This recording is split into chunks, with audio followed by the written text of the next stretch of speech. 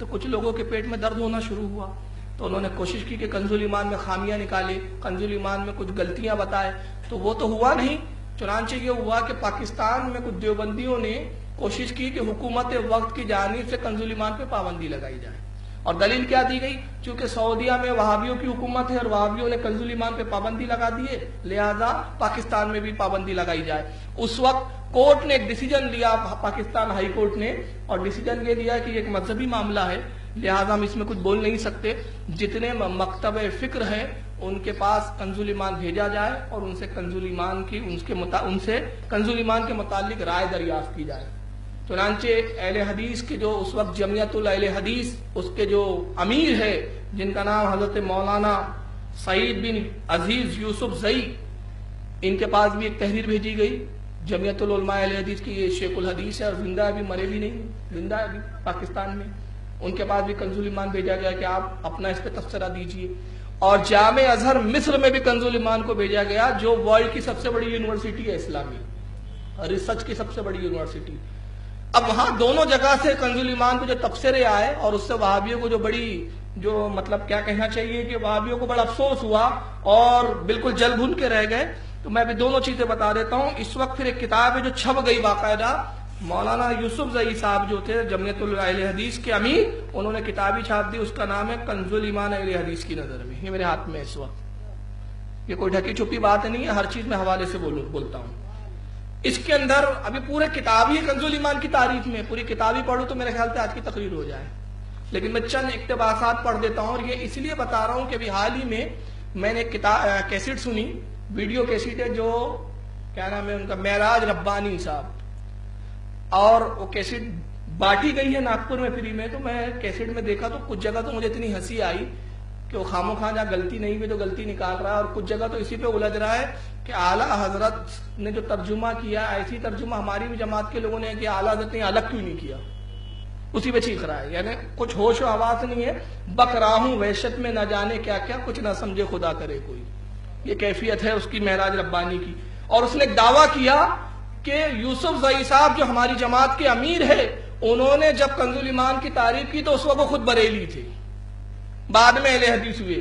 دنیا کا یہ اتنا بڑا جھوٹ ہے کہ شاید اس سے بڑا معراج ربانی نے اور کوئی جھوٹ بولا ہوں، ویسے تو پورا سر سے پیر تک جھوٹ سے بھرا پڑا ہوا ہے۔ ناگپور آئے تو اس کے انشاءاللہ اس سے بھی ہم نپٹیں گے کبھی انشاءاللہ۔ تو اس کا یہ دعویٰ ہے، تو یہ کتاب خود بتاتی ہے کہ لکھنے وقت بھی یہ اہل حدیثی تھے، اور یہ اہل حدیثی تھے، بریلی بھی نہیں تھے۔ چنانچہ میں انہی کے جملے پڑھ کے سنا دیتا ہوں، یہ یہاں سے پہلے صفحے سے ان کی عبارت شروع ہوتی ہے۔ کتاب کا نام کیا ہے؟ کنزُ ایمان اہل حدیث کی نظر میں۔ لکھنے والے کون؟ استاد سعید بن عزیز یوسف زئی، امیر جمعیت برادران اہل حدیث پاکستان۔ کہتے ہیں کہ بہت دنوں سے اخبارات و رسائل میں یہ مطالبہ پڑھنے میں آ رہا ہے کہ مولانا احمد رضا خان صاحب بریلوی کے ترجمہ قرآن مجید المعروف بہ کنزُ ایمان پر پابندی لگائی جائے۔ یہ مطالبہ کرنے والے علماء دیوبند ہے۔ یہ مطالبہ کرنے والے کون ہیں؟ علماء دیوبند ہیں۔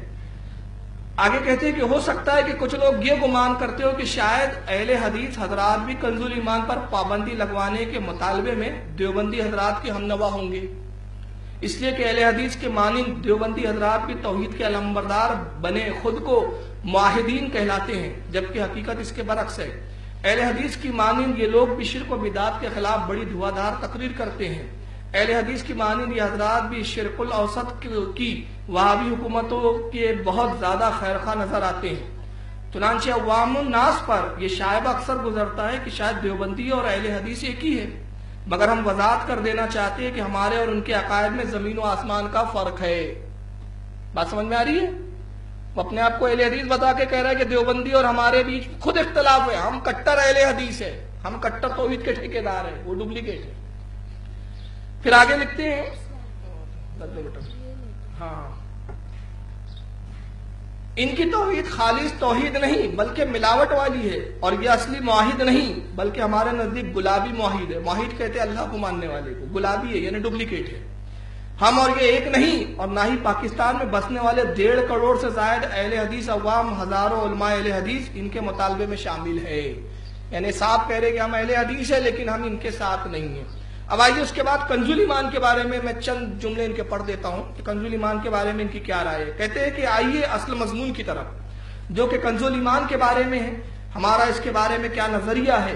جہاں تک حضرات علماء دیوبند کا تعلق ہے وہ نہایت شد و مت سے اس کی مخالفت بلکہ تکفیر تک کرتے ہیں، مگر میں نہایت وضاحت کے ساتھ یہ کہوں گا کہ الف لام میم سے لے کر والناس تک ہم نے کنزُ الایمان میں نہ کوئی تحریف پائی اور نہ ہی ترجمے میں کسی قسم کی غلط بیانی کو پایا ہے، اور نہ ہی کسی بدعت اور شرک کرنے کا جواز پایا ہے، بلکہ یہ ایک ایسا ترجمہ قرآن مجید ہے کہ جس میں پہلی بار اس بات کا خاص خیال رکھا گیا ہے کہ جب ذات باری تعالیٰ کے لیے بیان کی جانے والی آیتوں کا ترجمہ کیا گیا ہے تو بوقت ترجمہ اس کی جلالت، علویت، تقدس و عظمت و کبریائی کو بھی ملحوظ خاطر رکھا گیا ہے، جبکہ دیگر تراجم خواہ وہ اہل حدیث سمیت کسی اور بھی مقطع فکر کے علماء کے ہو ان میں یہ بات نظر نہیں آتی.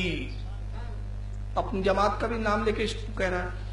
اس کے بعد آگے کہتے ہیں کہ اسی طرح وہ آیتیں جن کا تعلق محبوب خدا، شفیع روز جزا، سید الاولین والآخرین، امام الانبیاء حضرت محمد مصطفیٰ صلی اللہ علیہ وسلم سے ہے یا جن میں آپ سے خطاب ہے تو باوقت ترجمہ جناب مولانا احمد رضا خان صاحب نے یہاں پر بھی اوروں کی طرح صرف لفظی اور لغوی ترجمے سے کام نہیں چلایا، بلکہ صاحب ما ینطق عن الہوا اور ورفعنا لک ذکرک کے مقام عالی شان کو ہر جگہ ملحوظ خاطر رکھا ہے.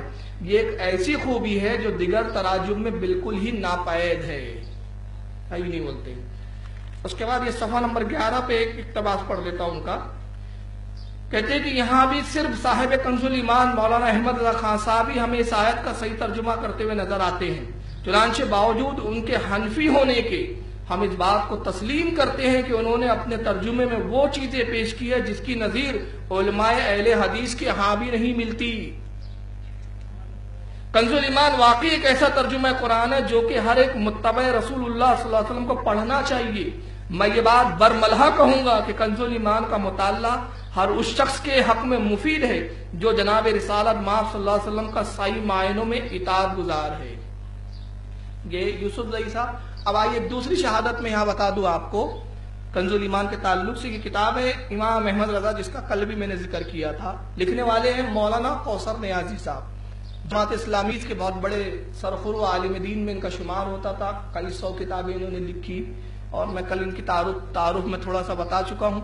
کوثر نیازی صاحب جو جماعت اسلامی میں تھے اور پاکستان میں وزیر تعلیم بھی رہ چکے ہیں. اب انتقال ہو گیا، یہ آخری تک جو ہے بریلوی نہیں ہو پائے، مگر اعلیٰ حضرت کے کنزُ الایمان کے تعلق سے ان کی بھی رائے آپ ملاحظہ فرما لیجیے. کہتے ہیں کہ حقیقت میں جسے لوگ امام احمد رضا کا تشدد قرار دیتے ہیں وہ بارگاہ رسالت میں ان کے ادب و احتیاط کی روش کا نتیجہ ہے. شاعر نے شاعری نہیں کی، شریعت کی ترجمانی کی ہے جب یہ کہا کہ ادب گائے ہی زیر آسماں از عرش نازک تر، نفس گم کردہ می آیت جنید و بایزید ایجا. اور میرا اپنا ایک شعر ہے، لے سانز بھی آہستہ کے دربار نبی ہے، خطرہ ہے یہاں بہت سخت بے ادبی کا. ادب و احتیاط کی یہی روش امام احمد رضا کی تحریر اور تقریر کے ایک ایک لفظ سے آیا ہے. یہی ان کا سوز نیا ہے جو ان کا حرز جاں ہے، ان کا ترائے ایماں ہے، ان کی آہوں کا دھواں ہے، حاصل کون و مقاں ہے، برتر از عین و آں ہے، باعث رشک قدسیاں ہیں، راحت قلب عاشقاں ہیں، سرمہ چشم سالکاں ہیں، ترجمہ کنزُ الایمان ہے.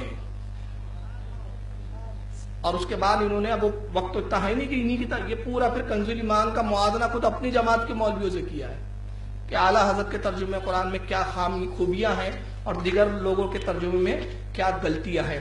تو غرض کے یہ ایک ایسی بات ہے کنزُ الایمان کی خوبی کے تعلق سے کہ جس کو ہمارے ہی علماء نہیں غیر بھی اس کو تسلیم کرتے ہیں. اور حدیث پاک میں ہے کہ حق وہ ہے کہ جو غیر بھی تسلیم کر لے، جس کا اقرار غیر بھی کر لے.